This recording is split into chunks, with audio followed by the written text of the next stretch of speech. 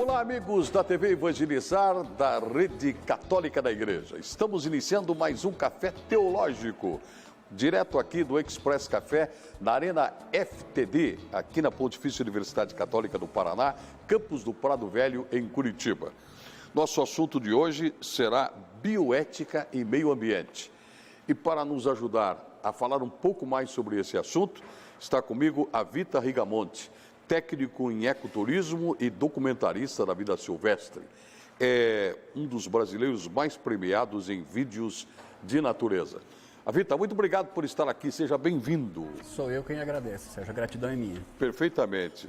A Vita ficou muito sensibilizado pela presença do padre Léo Pessini no nosso programa. Olha, eu devo confessar que foi tocante, por muitos aspectos, né? A linha que ele puxou a bioética, né? Tocar nesse assunto dentro de uma instituição, como ele tocou, achei muito importante. Me cativou a fala dele, uma pessoa eloquente e fala com muita profundidade. Ele fala coisas muito importantes que raramente se toca.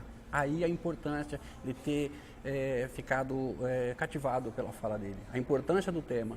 Bom, o Avita Rigamonti é técnico em ecoturismo, como eu falei no começo do programa, colunista da Record News do Paraná, coluna Natureza, colunista da REBIA, Rede Brasileira de Informação Ambiental, autor do livro Palavras da Imagem, editado pelo Instituto Memória, repórter cinematográfico do programa Carros e Motores da rede SBT por 7 anos, morou na Chapada dos Veadeiros, Nordeste Goiano, onde produziu e apresentou programas de rádio e documentários ligados à natureza.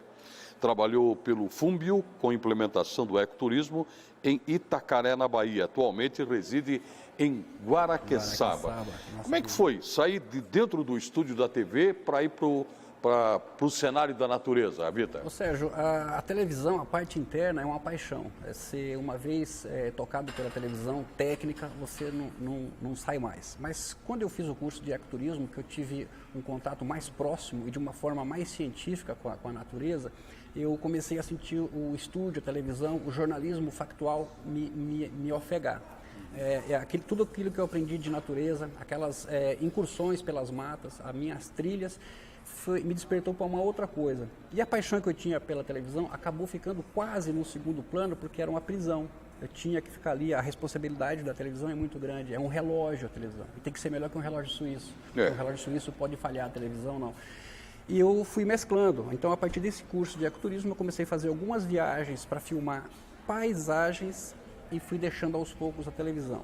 Até hoje ainda eu volto a fazer alguma coisa em televisão, porque você produzir documentários para a natureza e ser colunista da televisão com esse tema, você não ganha tanto quanto ganhava antigamente. Então, eventualmente, eu tenho que voltar a fazer alguns trabalhos de televisão, a televisão comercial do dia a dia. Aí que entra o programa do SBT, que eu trabalhei com um test drive de veículos por muito tempo, me ajudou a me manter também, me deu a possibilidade de eu ficar mais tempo em campo, aprender e sentir mais aquilo que eu tinha visto no meu curso de ecoturismo. Perfeito. Onde que entra a questão da bioética nessa descoberta, nesse contato com a natureza? Quando aparentemente parece simples um curso técnico de ecoturismo, mas quando você vai fazer um curso desse, você tem aulas muito fortes, como por exemplo biodiversidade, foi uma aula que me encantou. Quando eu entendi um pouco mais da biodiversidade, eu relacionei aquela informação científica com as paisagens bonitas que eu via. Então eu passei a entender que a natureza não é só uma paisagem bonita. Eu comecei a buscar mais em cima do tema biodiversidade. Quando você vai para o campo, quando você se relaciona dioturnamente com a natureza, você começa a conviver, morar no ambiente natural, você começa a entender uma coisa que nós não entendemos até hoje, muita gente não entendeu, que é a interdependência, a inter-relações entre os seres vivos, e inclui-se aí o ser humano. Nós nos colocamos comumente como o top da cadeia, como um ser social dominante. Nós temos uma visão antropocêntrica ainda? Totalmente. Quando você olha um sabiá cantando para o ovo do seu filhote no ninho, seja qual for a função biológica, aquilo ali é tocante. Quando você começa a observar essa inter-relação dos seres, a conexão da água conosco, a conexão desses ambientes, essa grande teia, essa malha maravilhosa que é a vida, você começa a entender e se sensibilizar muito mais. Foi aí o grande escape para eu poder desafogar aquilo que eu tinha visto. Então eu largo a televisão e vou fazer documentários de natureza. Foi uma forma, uma espécie de grito, por ver atrocidades e por ver coisas maravilhosas. Alguém tem que mostrar isso. O que a gente faz hoje para ver um filme bonito de natureza? Eu ligo lá numa TV a cabo, eu tenho que primeiro ter uma TV a cabo, ela já não está tão fácil o acesso. Eu tenho que saber escolher um canal, eu tenho que ter uma série de discernimentos para ir naquele canal e assistir o filme de natureza. Em geral, até muito pouco tempo, você via leões comendo zebras e aquela coisa mais dramática. E, na verdade, eu sentia falta de trazer alguma coisa para um público mais próximo da gente, que não o público da TV a cabo, um público que já tem um poder aquisitivo de ter uma TV a cabo. Eu senti essa necessidade de mostrar o que eu estava vendo. E aí é que surge de novo a imagem fora da televisão. E porque quando você está na televisão, você faz o factual, ou a revista, que você vai poder mostrar daqui a pouco. Mas em 99% dos casos, ela é muito relacionada ao ser urbano, não ao todo, à questão ambiental, que é muito mais séria do que a gente imagina. O observador da natureza, enquanto documentarista, enquanto cronista deste cenário natural, ele tem que ser tomado de uma grande paciência, porque às vezes uma tomada de um determinado animal, de um pôr do sol, de uma determinada circunstância, implica em muito tempo com a câmera na mão, esperando para que aquilo aconteça. E a sua colocação é fantástica. Você veja só como a gente já mudou, como você já percebeu a mudança do eu, do ser. Porque se eu vou para a natureza gravar um determinado animal, eu tenho que ter um estudo sobre ele. Né? Eu tenho que saber se o hábito dele é noturno, se é diurno, a área de ocorrência, onde que ele está ameaçado ou não. Então existe primeiro todo um estudo, e quando você vai estudar sobre esse animal, sobre esse bicho, você vai, claro, para o universo da floresta, mas você vai tratar de um animal. Então você tem que conhecer bem a biologia dele, conhecer bem o processo que ele tem dentro do seu habitat, que é a floresta, e aí você vai ter que escolher um lugar e ali ter muita paciência. E aí entra um jogo muito interessante, que é você se descobrir. Perfeito. É você se olhar, essa paciência. Eu sempre fui muito ansioso, porque a televisão é ansiedade pura. A televisão é velocidade. Tanto é que a gente tem que ir para o nosso primeiro intervalo aqui no Café Teológico. Nós estamos conversando com a Vita Rigamonti, que trabalha com ecoturismo, é documentarista da vida silvestre e um dos brasileiros mais premiados em vídeo da natureza. Eu e o Avita vamos para o intervalo junto com você, mas é rápido, é o tempo só de um cafezinho. Já voltamos.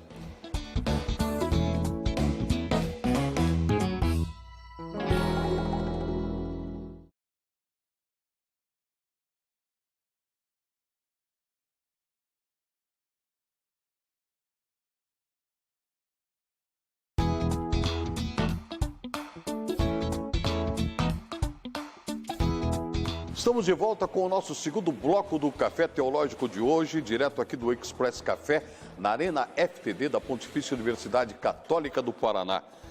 Estou conversando com a Vita Rigamonti, que daqui a pouco vai falar sobre o lançamento do seu novo DVD, Lagoa do Peixe, a Lagoa das Aves. Eu lembro, Vita, que a gente, antigamente, antes dos channels que tem hoje, né? Geographic Channel, Animal Wildlife. Channel, né? A gente tinha o Mundo Animal, não é verdade? Era o apresentador, inclusive, falava assim, o Mundo Animal. E fazia uma narrativa de tomadas da África, né, selvagem, do mundo silvestre e de alguns determinados animais. Os programas de hoje, eles, de certa forma, daqueles que você conhece, contemplam e nos ajudam a entender a natureza e, digamos assim, fazem com que o homem se insira na questão ecológica e não como alguém que está de fora apenas para se aproveitar da natureza, ou não?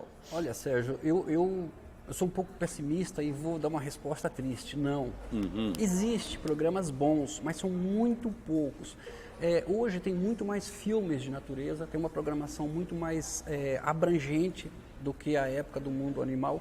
Só que os programas de hoje ou tratam a natureza como um paraíso de aventuras, como aventureiros que pegam um animal, que pega outro, sempre tratando como aventura e não com a delicadeza que merece, não de uma forma que nós consigamos entender o que é essa cadeia, o que é essa teia, o que é essa malha da vida, o que é essa inter-relação. É isso que falta.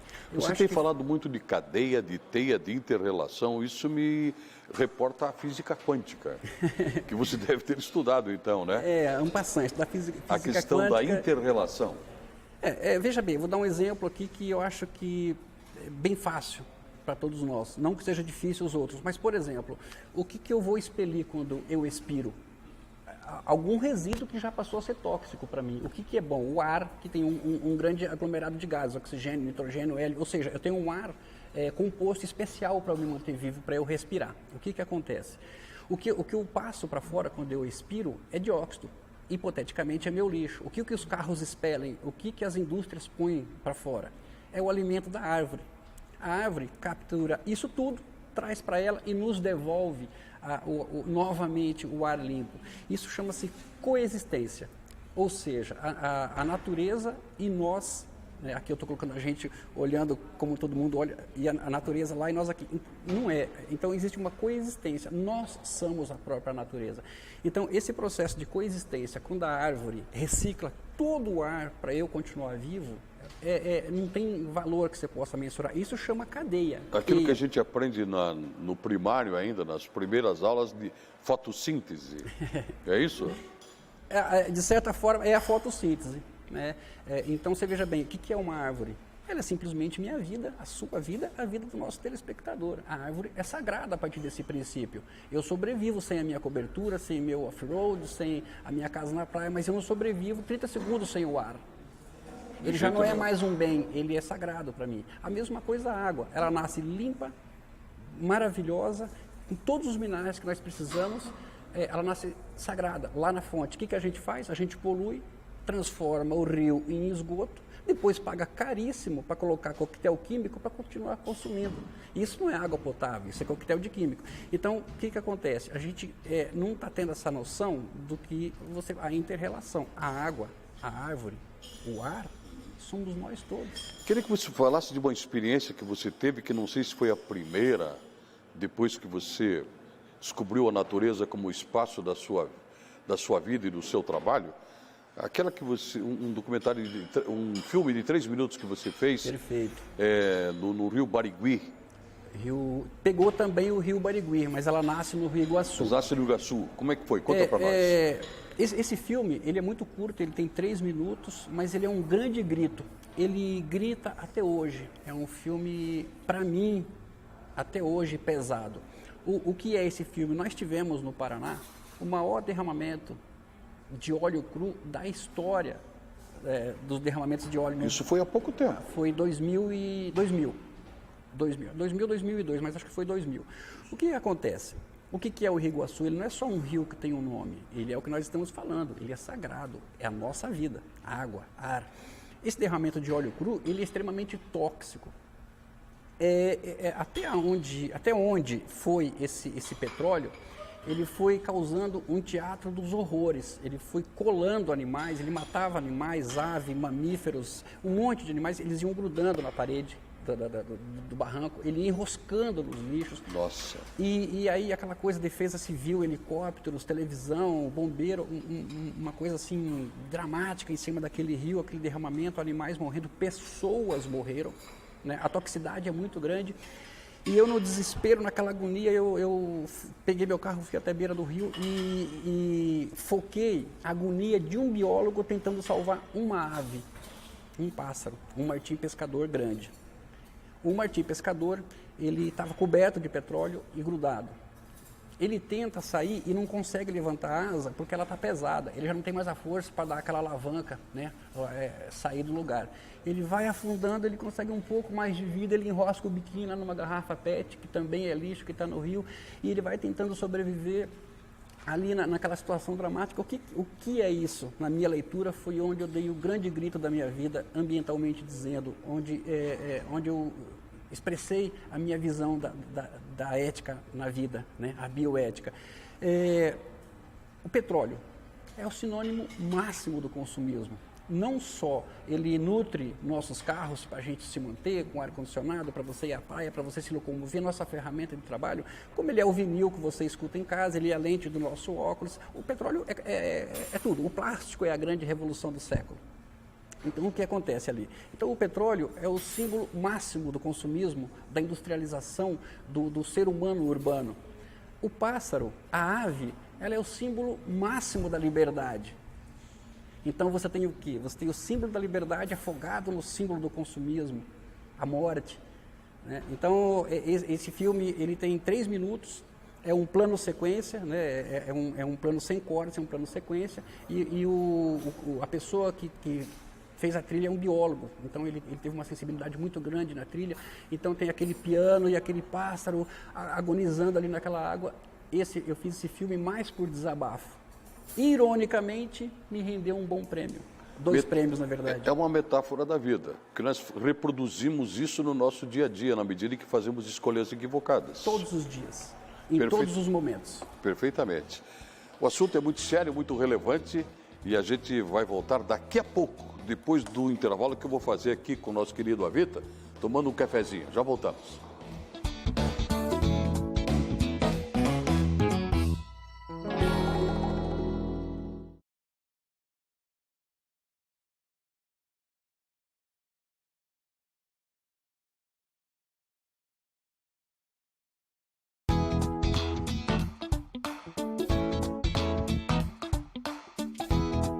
Olá, estamos de volta com o terceiro e último bloco do Café Teológico de hoje, direto aqui do Express Café, na Arena FTD da Pontifícia Universidade Católica do Paraná.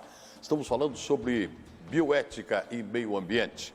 O meu convidado é Avita Rigamonti, que está conosco aqui, falando do seu trabalho e da sua paixão pela natureza e pelos registros que ele tem feito da natureza com os seus documentários, com suas gravações.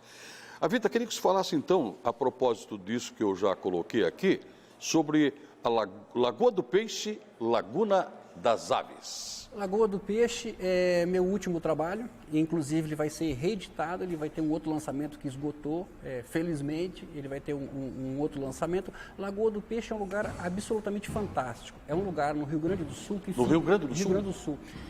Pela BR-101 você está a 240 quilômetros abaixo de Porto Alegre. De um lado, você tem Lagoa dos Patos, do outro você tem o Oceano Atlântico e no meio você tem a Lagoa do Peixe. É quase lá no Chuí.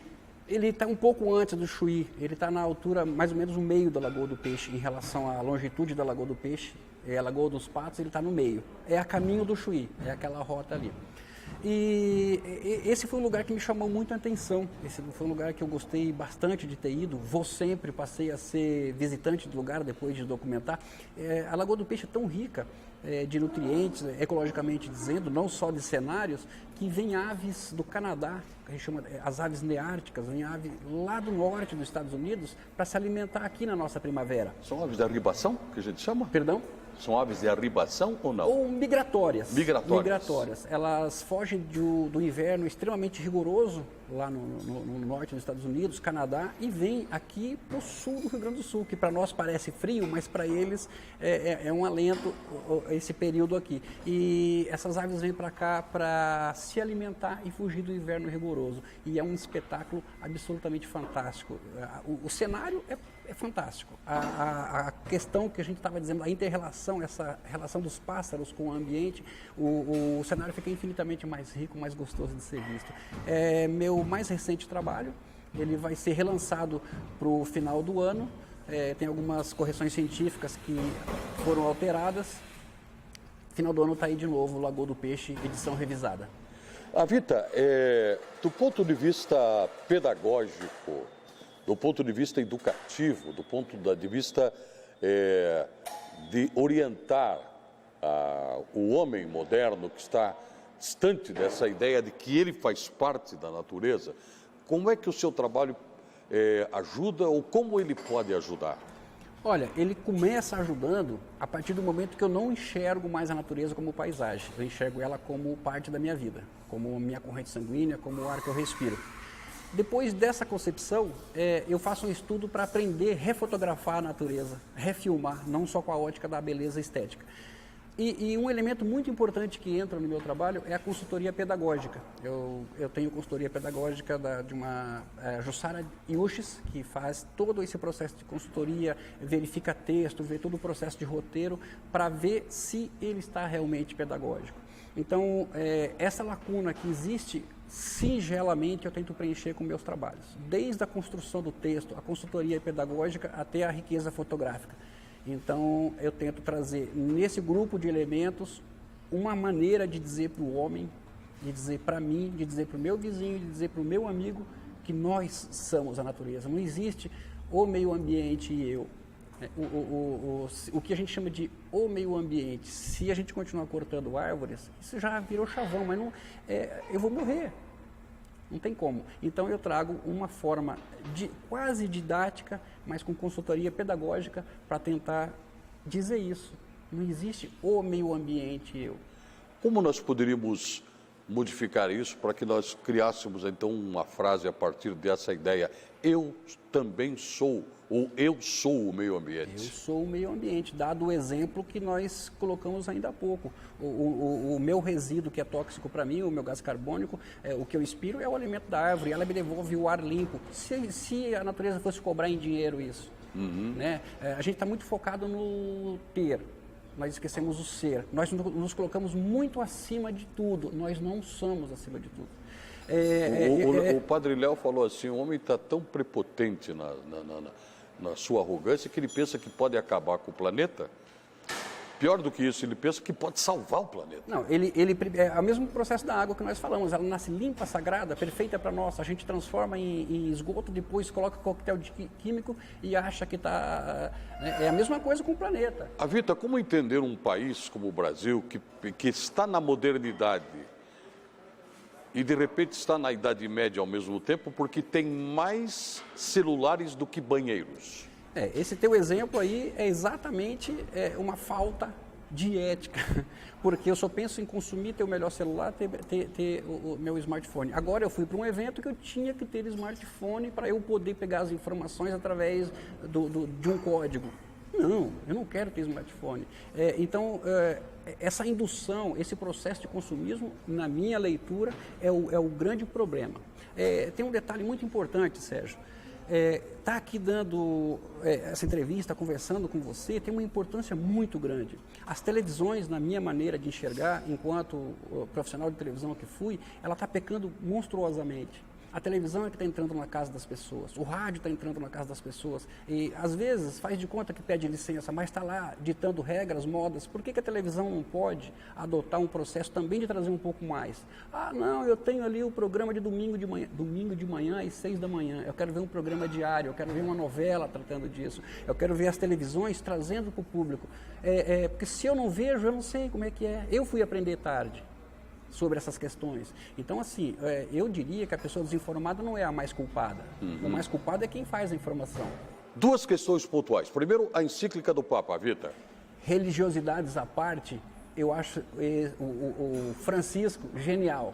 Eu acho que ele está tocando em coisas terminais, fantásticas, importantíssimas, inclusive nas questões ambientais. A segunda questão, a grade curricular das escolas tem ensinado as crianças a cuidar da natureza? Muito pouco. Se o professor lá, ele tem a sua bioética, ele tem a sua atitude, ele consegue levar para a sala de aula, para algumas crianças, algumas coisas. Mas quase sempre também no molde que as escolas limitam muito o professor a levar coisas boas para a sala de aula. O ensino precisa ser revisto também, Sérgio.